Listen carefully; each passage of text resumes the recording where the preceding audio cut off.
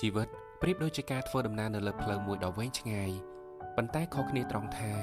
ផ្លូវជីវិតមានឧបសគ្គច្រើនរាប់មិនអស់ដែលយើងអាចនឹងជួបប្រទះ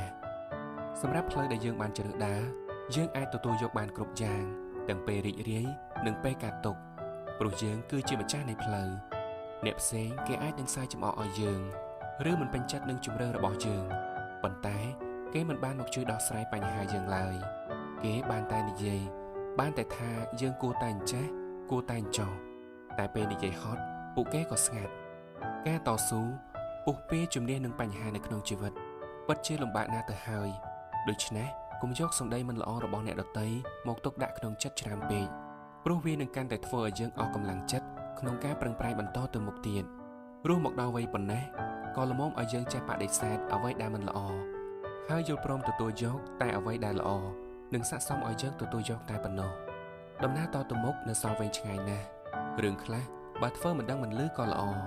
ហើយផ្ដោតទៅលើគោលដៅជីវិតរបស់យើងឲ្យបានល្អបំផុត